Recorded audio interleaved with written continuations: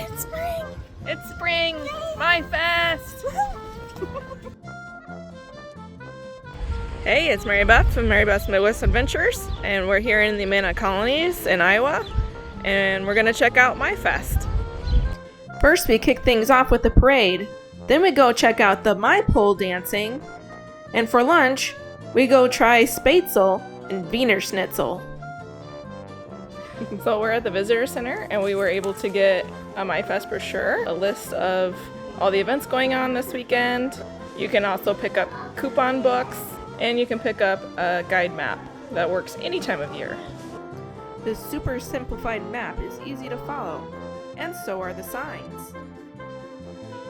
I'm here at the bakery, and this is the best Bavarian cream chocolate eclair I have had. Look at the inside there. It's full. Stuffed full, and I love it.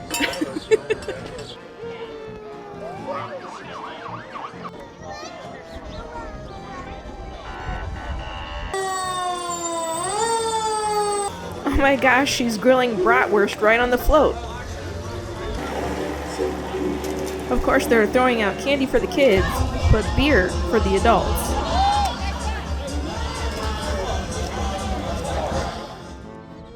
Now that we were in a festive mood, we headed to the Festhalle barn.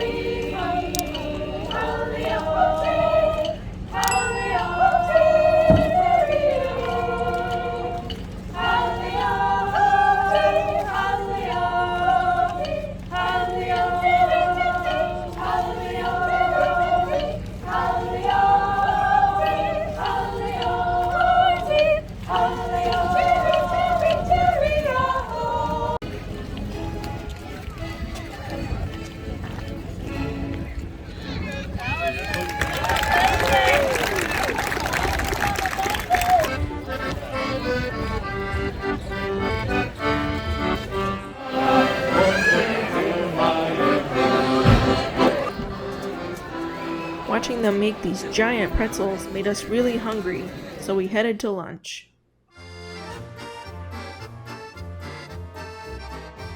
Hey, we're heading into the Ox Yoke Inn here in Amana, and we're gonna grab some German lunch.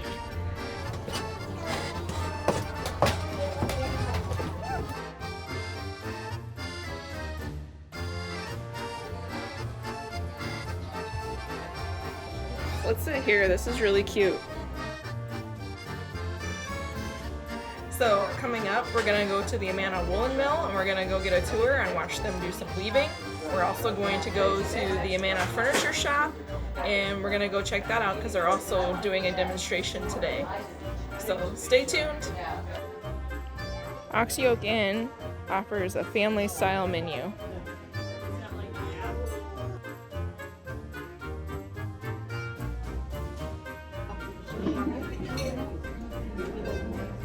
Wiener Schnitzel.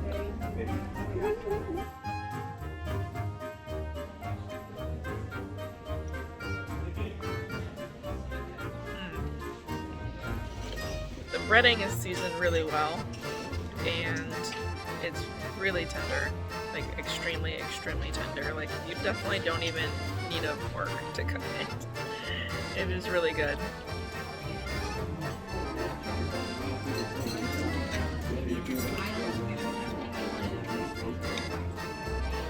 So I've heard good things about their strawberry jam. What do you think, Barb? It's very delicious. It's sweet, fresh. It's almost like you're tasting like a pastry.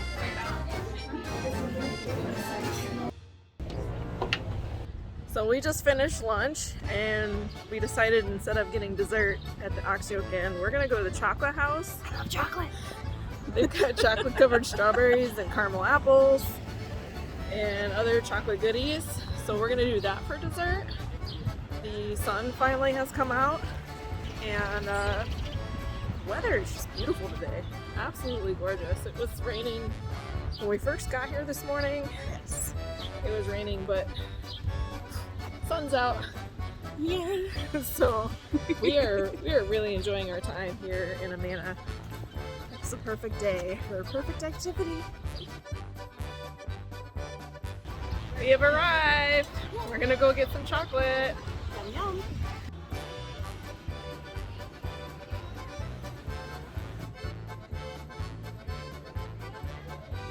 Would anyone like a sample of our homemade caramels? Sure. All right. Yes. Let's do it. It's a recipe we've used in-house for over 100 years. And we've got chocolate-covered strawberries today and apples. Got the good chocolate. Oh, it looks good. Just dipped this morning. Their truffles are gigantic. We're gonna try our chocolates from Chocolate Haus. And I have a cheesecake truffle. I have A chocolate covered strawberry. All right, ready? Yes. Cheers! Cheers! Oh my god! Wow! Yeah. Wow.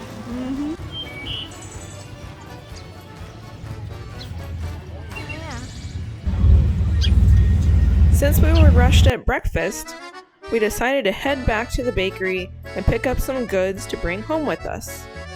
The Amana bakery is owned and operated by a mother-daughter team who hand make everything from scratch.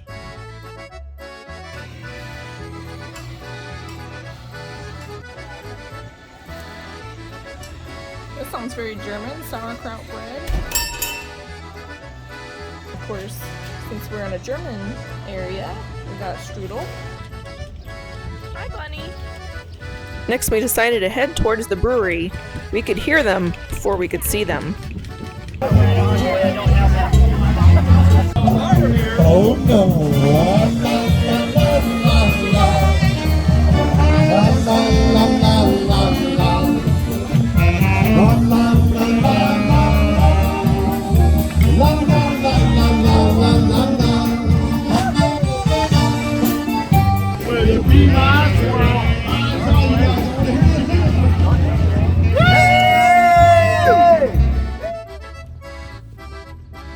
Next up, the Woolen Mill.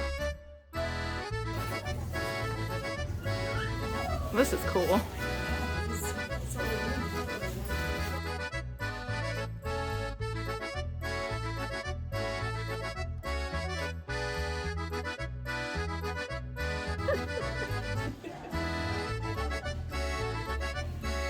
It's a good thing we're going on the mill tour because it's starting to rain. The mill has been in continuous operation since 1859. Hey, we're at the Woolen Mill in Amana. This is Iowa's only and remaining woolen mill.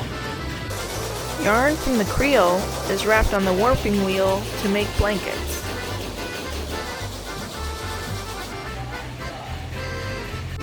What you doing? I'm changing the warping wheel. So you guys gonna do a different color then, or? Yeah, it'll be bleach. You can make a pattern by putting the cones of yarn in a specific order.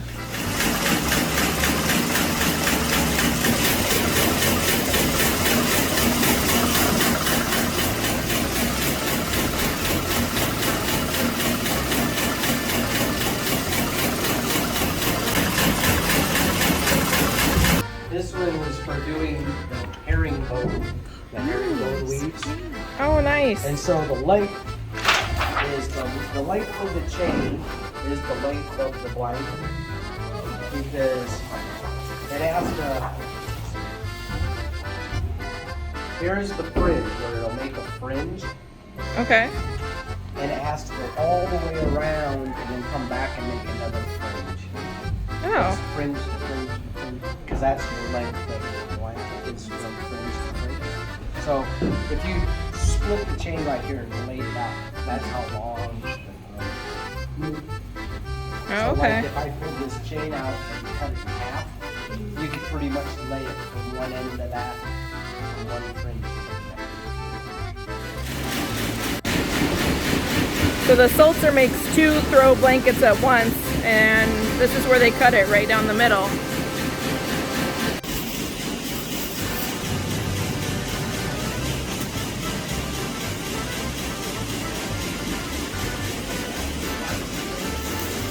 Hey Barb, I think we jinxed ourselves by talking about the sunshine.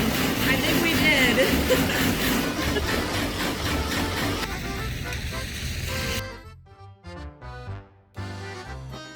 We are at the Amana furniture shop and we're about to go take our tour. The lady said that none of the machines are running today, so we don't lose any fingers, but I'm really excited to take the tour and see how they make furniture.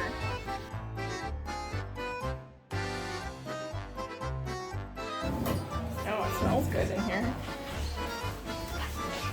Hi. To go on the tour, We're good. you're going to have to sign a waiver. So I kind of want to start, it's going to be more of like a view of how we do things. The nice part about this building is that the viewing gallery right here, you do get to see the craftsmen and what they're building. But I believe the heart of this building is where the wood actually starts and how we receive it. All right, well, then let's go. But like I said, you know, with the viewing gallery, it's really nice because you can see the craftsmen working. You know, their shifts are usually 6:30 to about 3 in the afternoon. The original furniture shop. So in the communal days, there was craftsmen in each village. And then when this started, they all worked right here. Then when it was non-communal, and they turned around and made it for profit at that point. They took 7 of the best craftsmen around the area, came here. Right behind you are the original jigs that everything was built off of. You know, if anybody does the woodworking, these jigs date back, I mean, from the openings. So basically, if you had a grandparent's item or something that you saw and you loved and you had a photo of it and you brought it into us, we can usually replicate that, and it would be off the original jigs. It's not going to be the same price as back then, but you know, it'll do the job. That is hard maple right there. Okay, it's about 800 board feet of hard maple. These benches right here that we build, that's the product coming in. This is the product being shipped out. So, like if you go to our sales floor, you're looking at the tables and stuff like that. They got to be glued up and paneled. So right over there is our glue up and paneling machine, which just looks like a big old wheel. And those are panels being produced. Those right there are actually going to be cut down and be into cutting boards. But then over here, I mean, this is just slabs. Like I said, they come from Timber and Tool, which is our forestry department. So these customers have actually come in, hand-picked those pieces. We do a lot of custom work now. It's going to be a custom coffee table. The gentleman wanted like rope turnings into it. So basically with the program, what happens is the fifth axis will spin, and then the head will come up, come over, and start carving this as it's spinning, which is very neat to see. This is what the machine will actually produce for you. Now there is going to be some hand sanding involved too. We brought this machine in to actually start running our own trim. So that'd be baseboards. And when you're handling 4x8 sheets, and sometimes even like the heavier pieces that we have, you know, it's just hard on your body, right? So this machine right here, the open door, this is just basically a big sled. So you can set your piece up there, move that up and down, makes a little guy look big, basically, running, right? Not only is it just sanding on the front side, you're getting 2 sets of sanders running on there. As you can tell, double drum. So everything's ran. Once we turn the air on in the building, basically these belts will raise and it'll tighten that sandpaper down for you. And they track each other too. That's what's kind of neat about this. A lot of technology wrapped into these things. It's nice to have, not gonna lie. Here is, when you're on the sales floor, our Cooper's design is what we call it. A lot of times, you know, you're taking two tones, which is a lot that happens now. So this one right here, anybody tell me what the lighter tone is? Cherry. So this is cherry and this is walnut. Those two blend together very nicely. And the reason is because cherry, over time, is going to darken. Walnut, over time, lightens. So they kind of, it's not that they merge together perfectly, but it still gives that offset difference, you know. Turnings right back here are categorized as, if you look into the old catalogs. We do online now, but the catalogs that used to be manufactured and done, they would have turned legs. This is going from basically legs, posts, anything of that nature. Some of the clocks. So what happens is this is a good example right here. So you saw that on the CNC machine where we were turning that rope, right? Now back here is where this, I call it a grid or a sample piece, would go. Then all we have to do is set it here, and it's going to cut for you. So it's almost like back in, you know, your old typewriters. It's always running like this. Over here, this is more your hand tooling. So when they were doing originals, you would actually take these blades, and as your piece of wood is on there, they're going to hold that down, and then that's going to give you that definition. When you see like wooden bowls, stuff like that, that's how you're doing it right there. Okay. But the sculpted maple is very unique. That's something we get right here in the Amana forestry between Tim Kraus and Sabrina. But you can just see that definition. You know, the hard part with this is you can never get two alike. You know, you try all you want. A lot of people thought that, you know, our stainer would sit in there and etch these black lines in. Believe it or not, that is actually a maple tree that rotted. And when it rots, it turns in, there's a reaction that's inside the grains. It's called spalting. So once it starts spalting, which it's all a timing thing. So what's unique about that is you can try to get two alike, you're never gonna get it. So, and then once you mill it, it's still rotted wood, which is no good to work with, right? So you have to put it in the kiln and kill all that off. And then we get it back at about a 5% moisture content, which allows us to be able to work with it. Once that's done, now it's safe. You know, like the guys can stand on it, they're not going to get any issues with breathing, which we wear masks all the time as well. You know, we do get some different woods in here, and you can tell when somebody's doing something, you know, with different trees, like different trees or species, I guess. You can smell that, huh? Yeah. Always do repairs too. We get a lot of repair work. These are original Amana pieces over here. So we've basically redesigned the top. Deb's been here restaining for us. As you can tell, we're trying to match it. It looks, I think it's pretty close, you know. But that's actually a new top on an old piece. That piece is actually from the 60s. So as you can tell with the wheels, oh, they hand-picked their piece again, you know, and it's always fun to watch the customers argue back and forth, you know, husband and wife, you know, like, oh, I want a curvature, you know, I want straight line. Well, this one, she won the battle, I will say. So I love it with our customers. You know, we try and get involved with them. So as we're doing the build process, we're always taking photos. Our salesmen, I always ask them to take photos and send it off to the customers so they can actually see their work being done. Especially if you're from Texas. If you live in Iowa, you can always come in and watch your own be built if you want to, you know. Craftsmen here, signs, each piece of work. So it dates and kind of has a history to it as well. So That's really cool. yeah.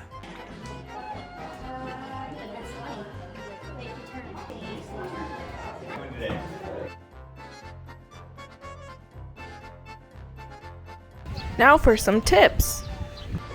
This is the Amana Colony's Visitor Center. If you're looking for a restroom in the brick building of the Visitor Center, you can find the bathrooms. A lot of the festival food is cash only, so they have a mobile ATM. There's very limited parking on Main Street, but most of the businesses have parking behind their buildings. Kind of cool, they have an audio tour that you can call into. What an awesome day in Amana. We kicked it off with a pastry and a parade. Then we headed over to see the Maipole dancing, had a German lunch, chocolate, and then headed to Millstream Brewery. We also had a great time on our tours of the Woolen Mill and the furniture shop. For more great content, on the most fun things to do in the Midwest, subscribe to my channel below. Thanks for watching and have a good one.